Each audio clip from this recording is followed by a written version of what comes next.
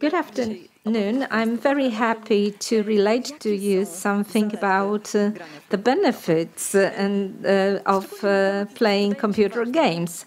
The topic seems to me very pertinent because normally the discourse on gaming is very much negative. So negative impacts, negative consequences. So I will show you just one slide devoted to negative sides, and then I will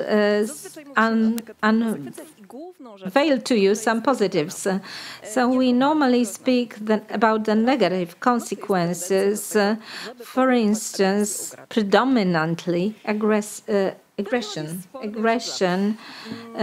stimulated among all the players. And this has been a very widely discussed phenomenon without corroborating this, whether it really exists. And on aggression, our surveys and studies that were commissioned were not unanimous. Some studies indicated that there would be higher aggression, some the opposite. Then the analysts wanted to have a meta-analysis on the impact of computer games on aggression. So there was like a meta-analysis that was carried out, another meta-analysis, and suddenly we realized that they were multiplying, and the results were always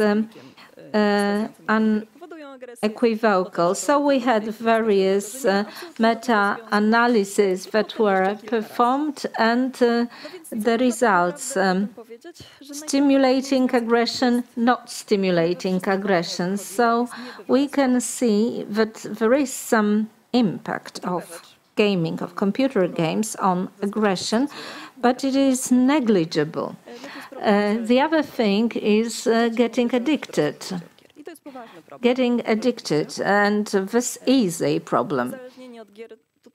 Game addiction or gaming addiction is a behavioral addiction, so it is not like substances addiction, alcohol or cigarettes. Nevertheless, this addiction is very strong and can generate a lot of problems. And here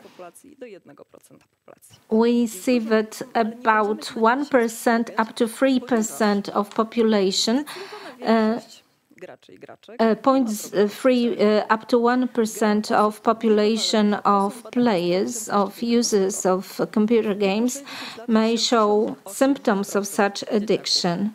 So in Europe, children from 6 to 10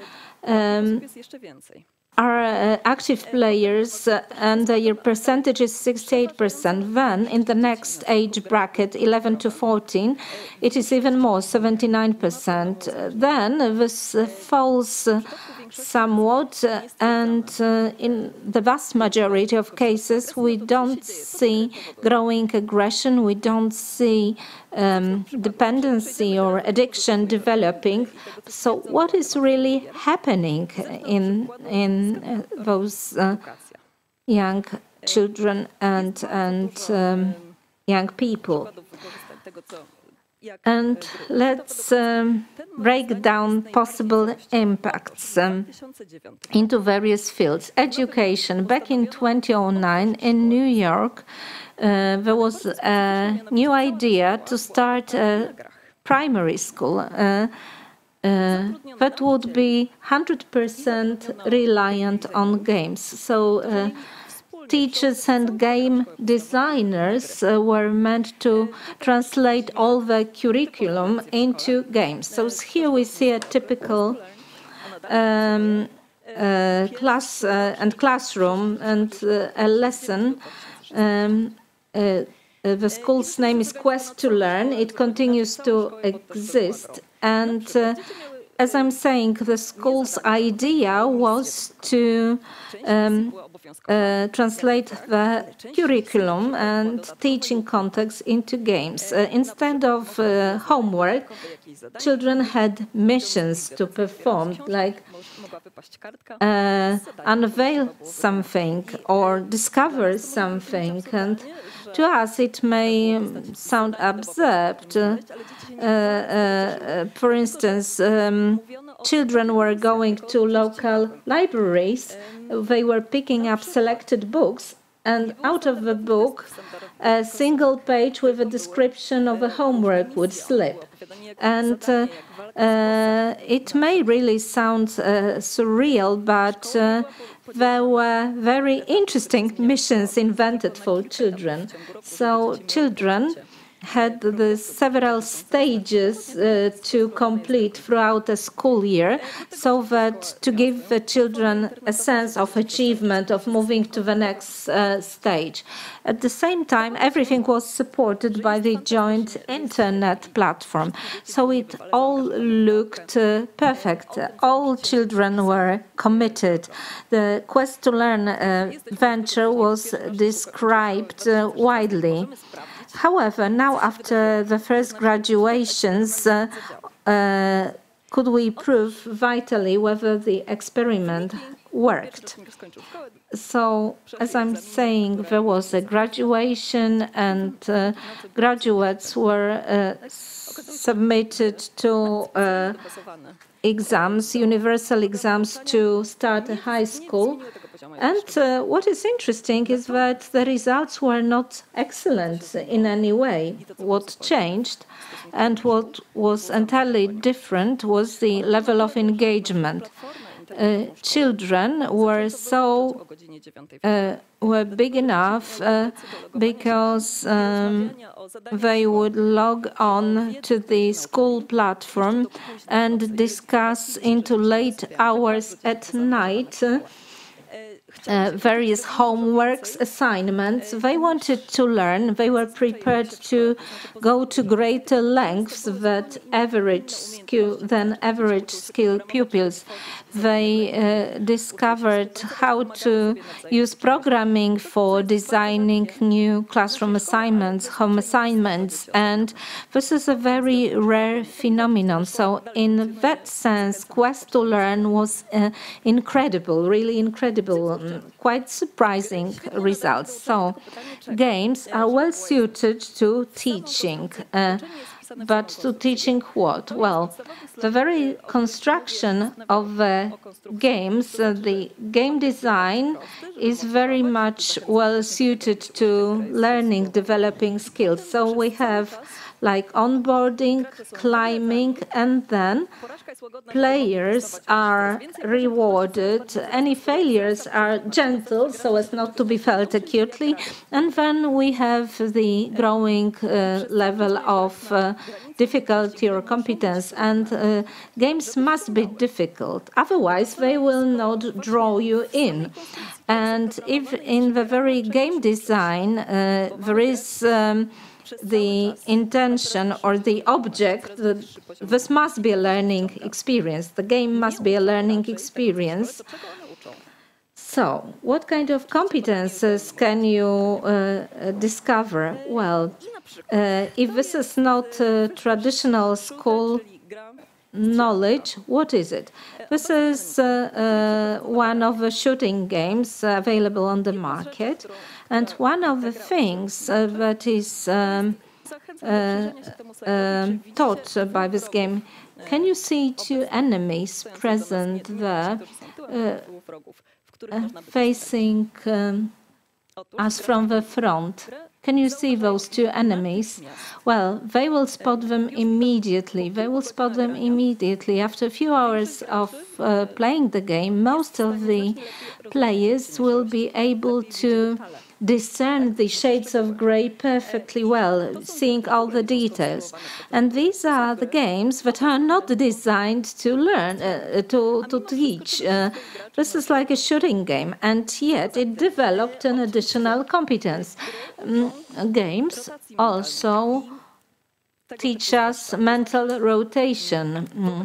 So, space imagination, and something that is very useful for teaching geometry or map reading. This is acquired excellently well when you navigate maps in various computer games. So, spatial imagination, discernment of details.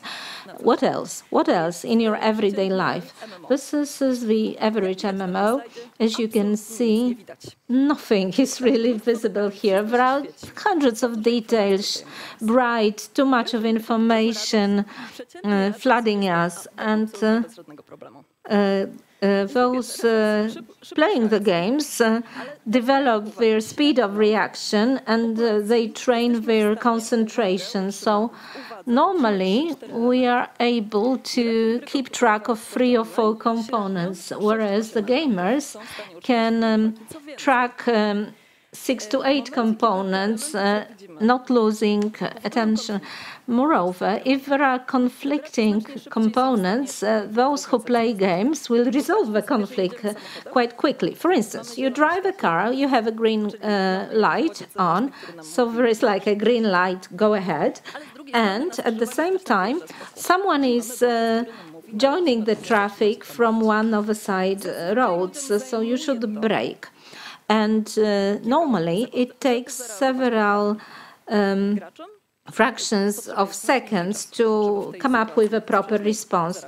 Those playing games will respond more quickly, so their attention is more trained. And the additional thing that has been researched into the social attitudes, pro-social attitudes, any game that involves cooperation, it will not automatically eliminate aggression, shooting or anything, but it is sufficient that it requires a fraction of cooperation, assisting one another.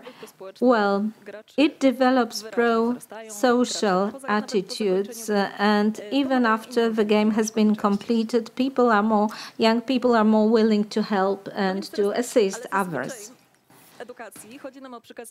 And so, what is most difficult is to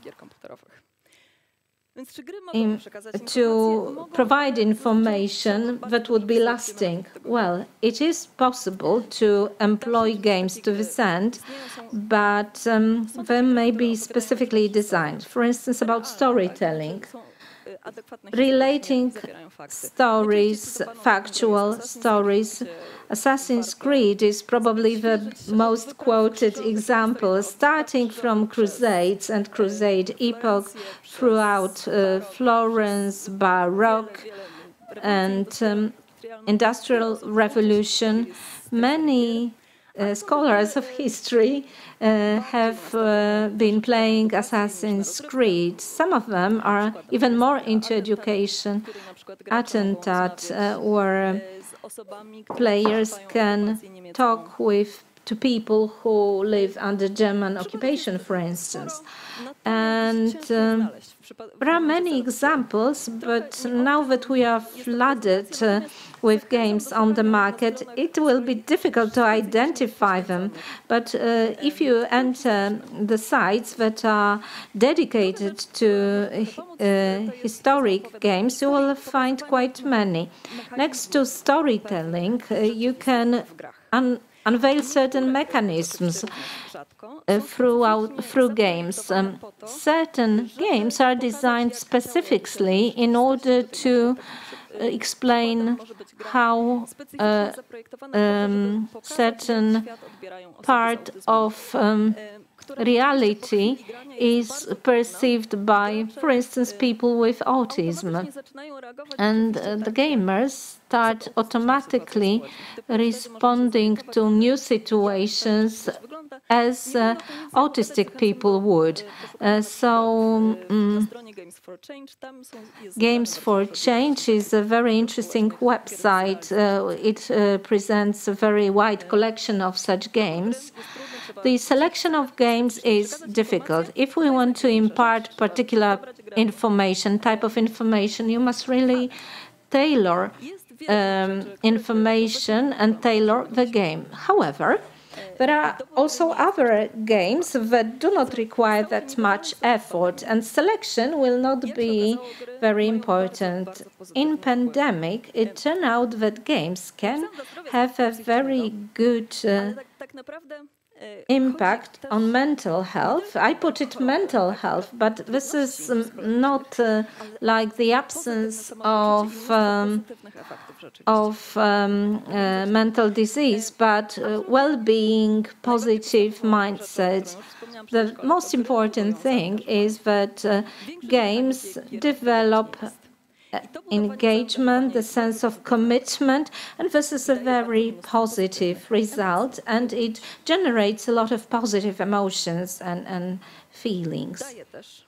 Also, games produce the sense of achievement, and it may sound simple, but all in all, what we see in surveys is that those playing computer games will have somewhat better self-assessment than those who don't. Moreover, very often this is a social activity because you engage with your friends, with your acquaintances, and if something is achieved, the prestige will be shared by the peer group. So this is not your private own little victory in the fantasy world. No, this is like a shared sensation. And this is also a binding experience for a group who have achieved something. And the best research into component is positive emotions. Games are designed in such a way so as to furnish positive emotions and to develop a sense of positive emotions. Playing games is pleasant. That's why games are designed. The games are capable of reducing stress among children and young people, but not only. They develop emotional stability, which may be surprising and not intuitive, but games help us to vent anger and negative emotions. Many negative emotions may be vented and released and removed thanks to gaming. And this contributes to mental stability, emotional stability of children and young people. And this is a repetitive result in various surveys, and children and young people tell us we use games in order to as a remedy against any doldrums, any negative thoughts. So I would say that all those benefits are visible are only visible in the population of young people, children, who don't play excessively. So all the benefits are there for them who use games with moderation. With moderation, not too much. And the last point I want to mention to you is that games facilitate social relations, which in the era of pandemic was crucially important. The survey started with the assumption that internet might help for people who have social anxieties and various other problems, and online communication and communication within games will be easier for such people. Moreover, they will be a source of support. 20% of players are declare that they are able to discuss with game colleagues and peers such trying and difficult and complex problems that would be never discussed offline. Sometimes those playing games may have more solid family relations. They are not willing to engage in some risky acquaintances, and communication, proximity, quality of communication with the nearest and dearest are all enhanced thanks to games. And this is very beneficial, as much as the traditional communication is for children and young people.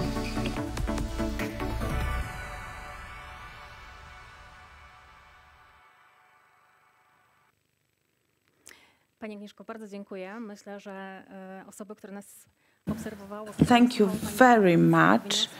This was very interesting to learn that there are so many positive things that we can actually achieve by playing games. So games are not all bad. That's an important lesson for us. One of the persons on chat said that sometimes parents allow children to play what children want to play, and I think this is something that you would agree with me. So parents often do not pay attention to age restrictions. Children say, oh, my friend is playing this, and mom or dad agrees on that, and we are not interested in that. And I have a tricky question for you. What two most important negative consequences of playing games you could list? Not the positive ones, because you spoke enough about those, but well, playing computer games is similar to any other interesting and engaging activity. So if I would see a danger in there, was abusing playing games, playing too much. And there is also something that's been mentioned for a long time. So game developers try to introduce safeguards, which means you cannot play for too long. After a few hours in a playing MMO game, the game sort of forces you to stop, because it doesn't allow you to progress. You need to log out and return. So there are some mechanisms. During pandemic, when people were playing more, it was difficult to introduce these safeguards. It's also very difficult to say what does it mean to play too much. People are different. It's different when you play with your friends. It is becoming a social activity, and it's very difficult to say when it is too much, because you're spending time playing, but you're also spending time with your friends, because in most cases, spending time with friends is good for you. So it's not black and white, and you have to find this golden means. Yes, indeed, I encourage you, if you are concerned with what children are doing, you should try to play together. This will be fun. So it will be educational on one hand. We will learn whether what they're doing is not dangerous. And it is also good because it binds you. An average player is 31 years old, so games are not for children. I encourage you to play together with your kids.